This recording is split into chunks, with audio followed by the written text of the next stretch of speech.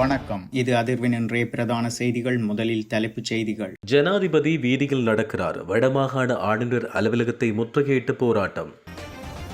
28 கோடி ரூபாய் பணம் மற்றும் 2 வாகனங்களுடன் ஒருவர் கைது. அரசு வாகனங்களுக்கு டிஜிட்டல் எரிபொருள் அட்டை.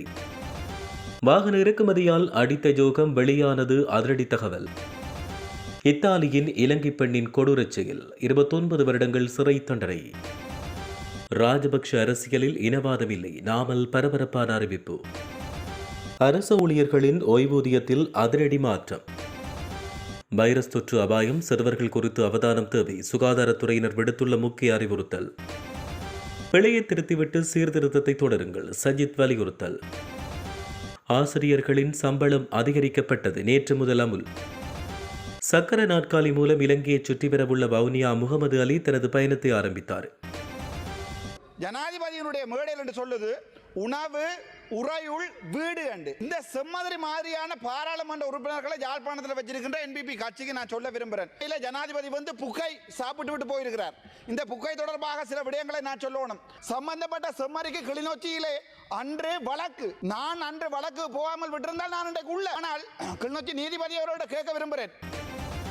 யாழ் மாவட்ட வீட்டு திட்டங்களுக்கான கொடுப்பனவுகளை வழங்குமாறு கோரி வடமாகாண ஆளுநர் அலுவலகத்துக்கு முன்பாக நேற்று கவனஈர்ப்பு போராட்டம் ஒன்று முன்னெடுக்கப்பட்டது. தற்போதைய ஆளுநர் நா. வேதநாயகன் 2019ஆம் ஆண்டு யாழ் மாவட்ட செயலராக கடமையாற்றிய காலத்தில் அரசாங்கத்தால் நடைமுறைப்படுத்தப்பட்ட வீட்டு திட்டங்களுக்கான கொடுப்பனவுகள் இன்று வரை வழங்கப்படவில்லை என்று போராட்டத்தில் ஈடுபட்டவர்கள் தெரிவித்திருந்தனர்.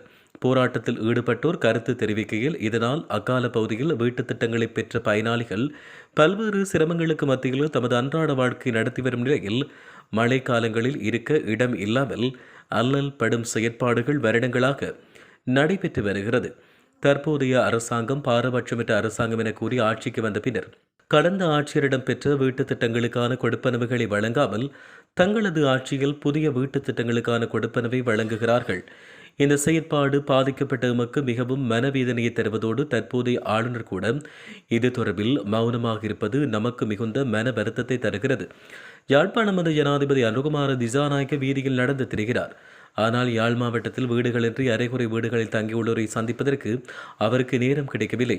எனவே எமது பிரச்சினை தொடர்பில் வடமாகாண ஆளுநருக்கு மீண்டும் தெரியப்படுத்தியுள்ளோம். எமது பிரச்சனையை விரைந்து தீர்க்க முடியுமாயின் எமது போராட்டம் தொடரும் என்றும் போராட்டத்தில் ஈடுபட்டவர்கள் தெரிவித்துள்ளனர். 28 கோடி ரூபாய்க்கும் அதிக பணம் மற்றும் 2 வாகனங்களுடன் சந்தேக நபர் ஒருவர் கைது செய்யப்பட்டார். சட்டவிரோத சொத்துக்கள் விசாரணை பிரிவால் மேற்கொள்ளப்பட்ட தேடுதலின் போது சந்தேக நபர் கைது செய்யப்பட்டுள்ளார். குருநாகல் இப்பாகமுவ பகுதியைச் சேர்ந்த 40 வயதான ஒருவரை கைது செய்யப்பட்டார். வெளிநாட்டில் திரைமறைவாய்க்குள்ள போதைப்பொருள் கடத்தற்காரரோடு குறித்த சந்தேக நபர் தொலைபேசி மூலம் தொடர்புகளை பேணியுள்ளமை தெரிய வந்துள்ளது.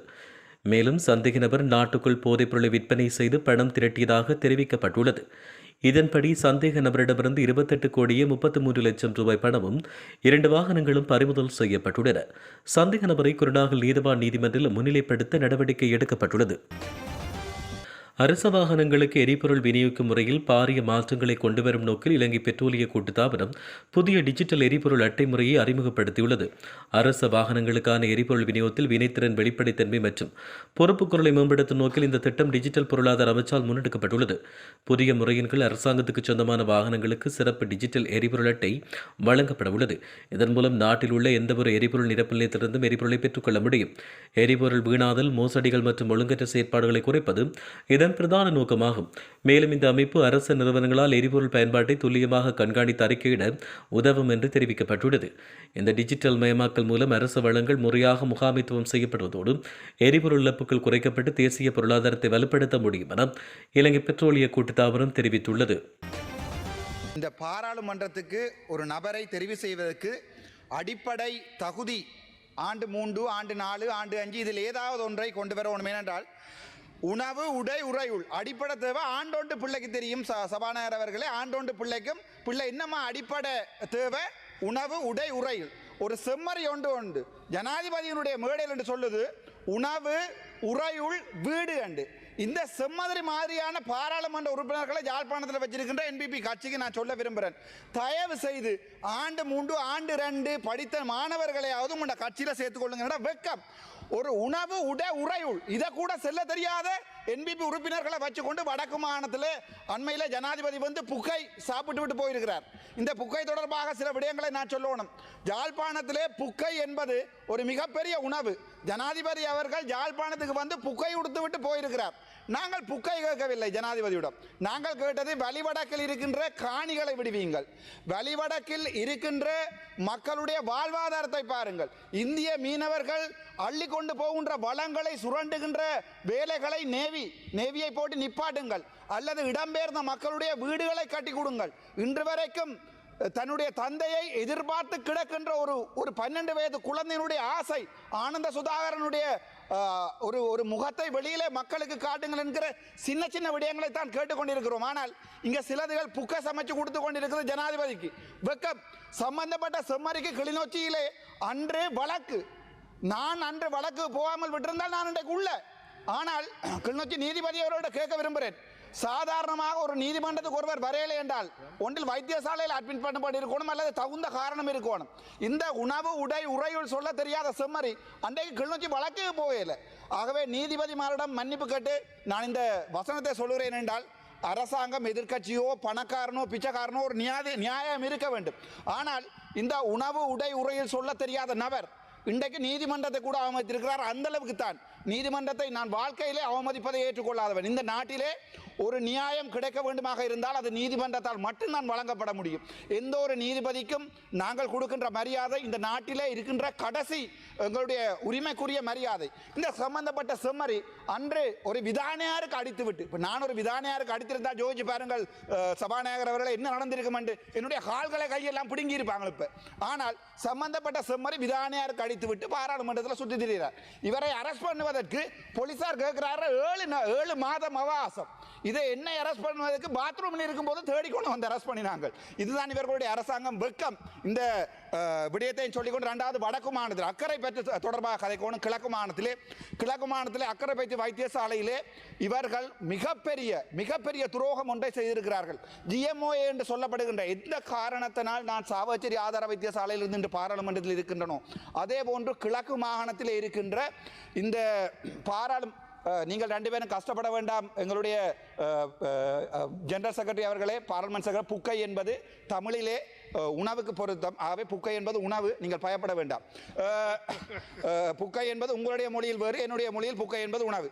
சரி, பிரச்சனைக்கு வருகிற இந்த கிழக்கு மாகாணத்திலே இந்த அக்கறை பற்றி ஆதார வைத்தியசாலையிலே இன்றைக்கும் அவர்கள் வைத்தியர்கள் வந்து ஒரு எம்எஸ்ஸுக்காக ஒரு எம்எஸ் டைமுக்கு வர வேண்டும், டைமுக்கு போக வேண்டும் என்று அவர்களுடைய ஃபிங்கர் பிரிண்ட் எடுக்க வேண்டும் என்பதற்காக இன்றைக்கு 3வது நாள் அநியாயமாக கிழக்கு மாகாணத்திலே முஸ்லீம் மக்கள் செறிந்து வாழ்கின்ற ஒரு மாகாணத்திலே பிரச்சனை நடந்து கொண்டிருக்கிறது. 2வது நாள் கிழக்கு மாகாணம் திருவோணமலை எல்லாமே வைத்தியசாலைகளிலே முடங்கி போயிருக்கிறது. ஏழை மக்கள் பாதிக்கப்படுகிறார்கள். அது தொடர்பாக உங்களுடைய கவனத்தை கொண்டு வருகிறேன். அதை விட முக்கியமான விடயம் என்னென்றால், வடக்கு மாகாணத்தில் யாழ்ப்பாணம் போதனா வைத்தியசாலையில் இருக்கின்ற வைத்தியர் தங்கமுத்து சத்தியமூர்த்தி ஒரு மாபெரும் ஊழல்வாதி. அவர் தொடர்பான ஊழல் விடயங்கள் பலவற்றை நான் வெளிப்படுத்தி இருக்கிறேன். ஒரு கிழமைக்கு முன்னர் அதே வைத்தியசாலையில் வேலை செய்த 34 வருடங்கள் வேலை செய்த ஒரு நபர் தலையிலே தேங்காய் விழுந்து 4:30க்கு அனுமதிக்கப்பட்டு இரவு 9 மணி வரைக்கும் அவருடைய தலைக்கு சிடி ஸ்கேன் எடுக்கவில்லை. நாளை அவர் பாராளுமன்றம் வருகிறார். நாங்கள் நாளைக்கு பாராளுமன்றத்திலே செக்டோரல் ஓவர்சைட் கமிட்டியில் நான் பார்த்துக் கொள்கிறேன். 5 மணி நேரம் சிடி எடுக்கவில்லை. வடக்கு மாநிலத்தின் போதனா வைத்தியசாலையில் இருக்கின்ற 2 சிடி மிஷின்களும் வேலை செய்யவில்லை. நொதர்ன் ஹாஸ்பிட்டல் என்று சொல்லப்படுகின்ற தனியார் வைத்தியசாலை வைத்தியர் அஜந்தாவினுடைய வைத்தியசாலைக்கு நோயாளிகள் அனுப்பப்பட்டு பிரைவேட்டில் சிடி எடுக்கிறார்கள். சுகாதார அமைச்சரிடம் கேட்கிறேன், எனக்கு அப்படி ஒரு விடயம் தெரியாது என்று சொல்கிறார். நினைக்கும் போது சரியான கவலையாக இருக்கிறது. ராஜபக்ஷ அரசியலில் அல்லது பொதுஜன பிரமுக கட்சியில் இனவாதம் இல்லை என நாம ராஜபக்ஷ அறிவித்துள்ளார். தொடர்ந்து பேசிய அவர், நாங்கள் உண்மையான பிரச்சனைக்கு முன்னிலை கொடுத்து செயற்பட்டோம். அந்த பிரச்சனை யாருக்கு என்று தேர்ந்தெடுக்காமல் மும்மதத்தினர் சார்பிலும் செயற்பட்டோம்.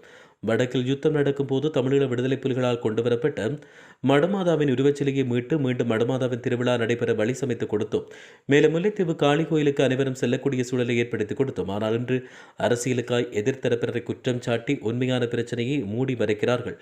திருகோணமலையில் புத்தர் சிலையை வைத்ததற்காக சில தேரர்களை கைது செய்து சிறையில் அடைக்கிறார்கள். ஆனால் அன்று மீண்டும் போலீசாரை புத்தர் சிலையை மீண்டும் கொண்டு வந்து வைத்தனர். அப்படியென்றால் போலீசாரும் கைது செய்யப்பட்டு சிறையில் அடைக்கப்பட வேண்டுமே. பௌத்த பிக்குகளுக்கு ஒரு நீதி, போலீசாருக்கு மாறுபட்ட நியாயத்தை அரசாங்கம் வழங்குவதாக அவர் குறிப்பிட்டுள்ளார். இத்தாலிக்கு வீட்டுப் பணியாளராக சென்ற இலங்கை பெண்ணொருவர் கொலை குற்றச்சாட்டு நிரூபிக்கப்பட்ட நிலையில் 21 வருடம் சிறை தண்டனை விதிக்கப்பட்டுள்ளது. ரோம் நகரில் வீடொன்றில் முதியவரை கவனிக்கும் பணியில் ஈடுபட்ட 33 வயதான பெண்ணை முதியவரை கொலை செய்துள்ளார். பணிப்பெண்ணிடம் கோப்பி கேட்டதற்காக முதியவரை மிக கொடூரமாக அடித்து கொலை செய்துள்ளார். உயிரிழந்தவர் 94 வயதான நிக்கோலா கரோனியா என்ற ஓய்வு பெற்ற போலீஸ் அதிகாரி ஆவார். உயிரிழந்தவர் இத்தாலிய போலீஸ் துறையில் மிக நீண்ட காலம் பணியாற்றியுள்ளார். 2024ஆம் ஆண்டு ஜூன் மாதம் 2ஆம் தேதி நடைபெற்ற இந்த சம்பவத்தின் போது நிக்கோலா கரோனியா கோப்பி தருமாறு தன்னுடைய வீட்டு பணிப்பெண்ணிடம் கேட்டுள்ளார். எனினும் குறித்த பெண் மதுபோதையில் இருந்ததால் கோப்பி வழங்க மறுத்து தகராறு செய்தார். மனமுடைந்த முதியவர் தான் எழுந்து கோப்பி போட முயன்றபோது ஆத்திரமடைந்த இலங்கை பெண் அவரை தாக்கியுள்ளார். கைகள், முழங்கைகள் மற்றும் கால்களால் முதியவரின் தலை மற்றும் முகம் என உடல் முழுவதும் பலமாக தாக்கப்பட்டுள்ளது. முதியவரை தாக்கியதோடு வீட்டில் இருந்து போலீஸ் கௌரவ சான்றிதழ்கள் மற்றும் பதக்கங்கள் மீது துப்பி அவமரியாதை செய்துள்ளதாக தெரிவிக்கப்பட்டுள்ளது. பின்னர் முதியவரை படுக்கையில் தள்ளிய நிலையில் தன்னுடைய அறைக்கு சென்றுள்ளார். நிக்கோலோவின் மகன் பேப்ரியூசோ தன்னுடைய தந்தையை தொலைபேசியில் அழைக்க முயன்றபோது பலமுறை பதில் கிடைக்கவில்லை. ஒரு கட்டத்தில் பணியாளரான இலங்கை பெண் பதிலளித்த போது பின்னணியில் தன்னுடைய தந்தை வலியால் முனகுவதை கேட்டு சந்தேகமுற்ற மகன் உடனடியாக வீட்டுக்கு சென்றார். வீட்டுக்கு சென்று பார்த்தபோது தந்தை மிக மோசமான நிலையில் காணப்பட்டார். உடனடியாக வைத்தியசாலையில் அனுமதிக்கப்பட்ட நிலையில் சுமார் 2 மாதங்கள் தீவிர சிகிச்சை பிரிவில் போராடிய நிக்கோலா ஆகஸ்ட் 27ஆம் தேதி சிகிச்சை பலனின்றி உயிரிழந்தார்.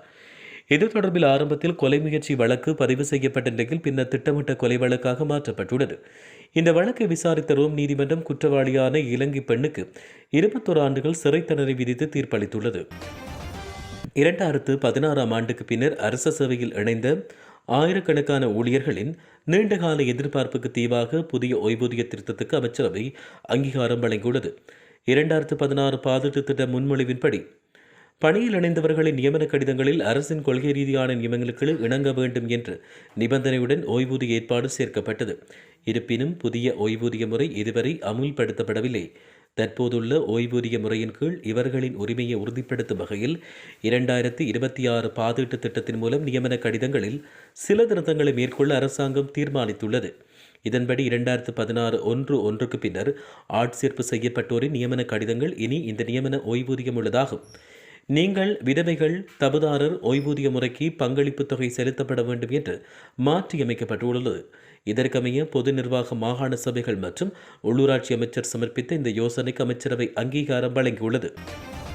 குறிப்பாக வறுமை கோட்டின் கீழ் இருக்கின்ற மக்களை ஒரு அடுத்த நிலைமைக்கு கொண்டு செல்வதாக இருந்தால், இவ்வாறு இந்த நாட்டிலே ஏற்பட்டிருக்கின்ற பொருட்களின் விலை மத்தியிலே அது மாத்திரமல்லாமல் மின்சார கட்டணம், நீர் கட்டணம், ஏனைய உணவுகள், இன்று 500 கிராம் மீனோ இறைச்சியோ வாங்குவதற்கு சென்றால் 1500 ரூபாய் தேவைப்படுகின்றது.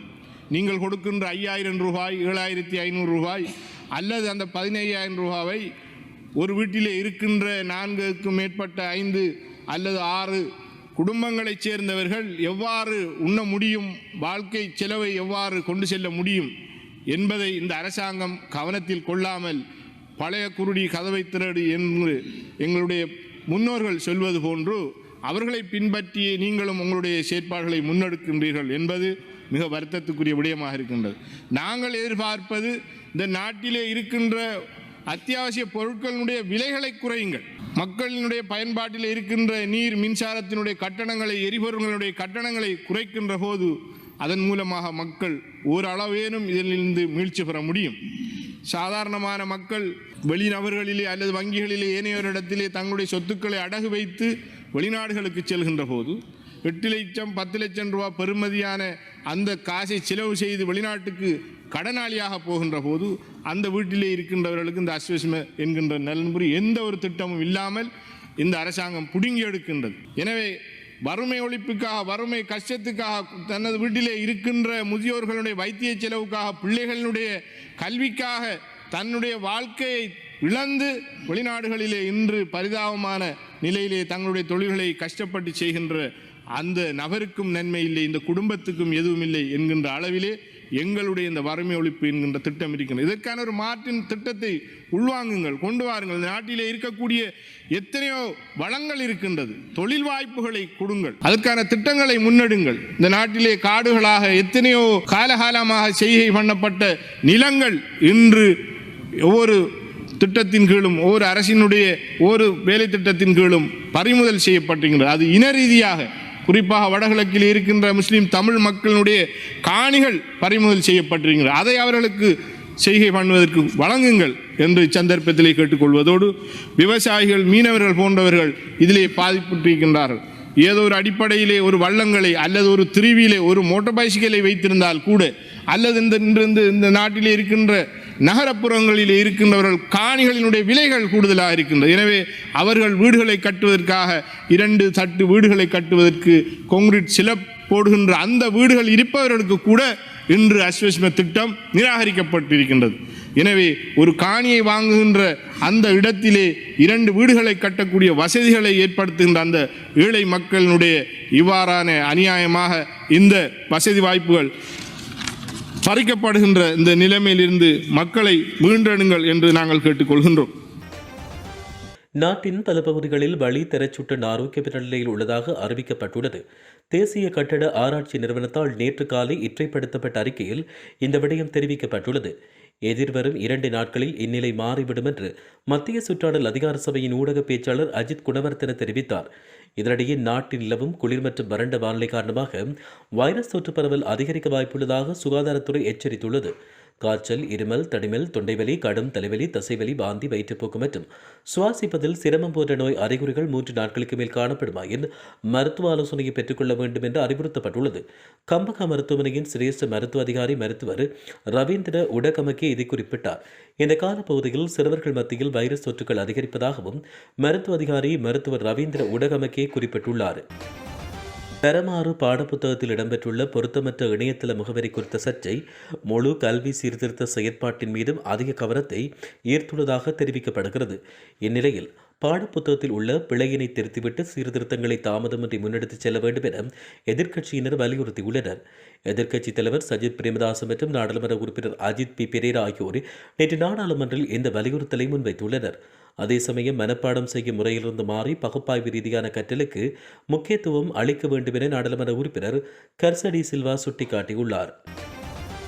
வாகன இறக்குமதி மூலம் அரசாங்கம் எதிர்பார்த்ததை விட 2 மடங்கு வருமானத்தை பெற்றுள்ளதாக பொருளாதார அபிவிருத்தி பிரதி அமைச்சர் நிஷாந்த் ஜெயவீர தெரிவித்தார்.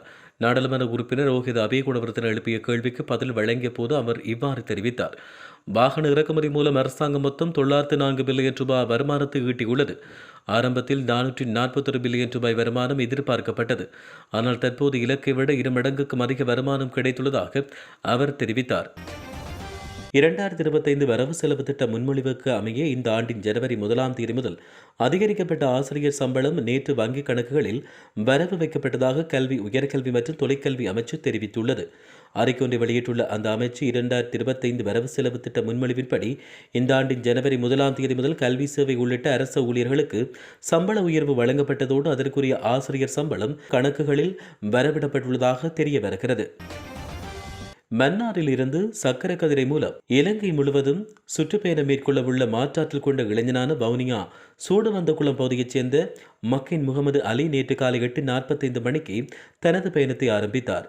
அவர் கடந்த திங்கட்கிழமை அன்று தன்னுடைய பயணம் தொடர்பில் மாவட்ட அரசாங்க அதிபர் கனகேஸ்வரனை சந்தித்து தெரியப்படுத்தியதோடு நேற்று காலை 8:45க்கு மன்னார் பஜார் பகுதியில் உள்ள தந்தை செல்வாவின் சிலைக்கு முன்பாக இருந்து தன்னுடைய பயணத்தை ஆரம்பித்துள்ளார். இலங்கையின் 78வது சுதந்திர தினத்தை முன்னிட்டும் சில கோரிக்கைகளை முன்வைத்தும் குறித்த இளைஞன் மன்னாரில் இருந்து இலங்கை முழுவதுமான சுற்றுப்பயணத்தை ஆரம்பித்துள்ளதாக தெரிய வருகிறது. இத்துடன் செய்திகள் நிறைவடைகின்றன. மறக்காமல் அதிர்வு சேனலை லைக் மற்றும் சப்ஸ்கிரைப் செய்து கொள்ளுங்கள்.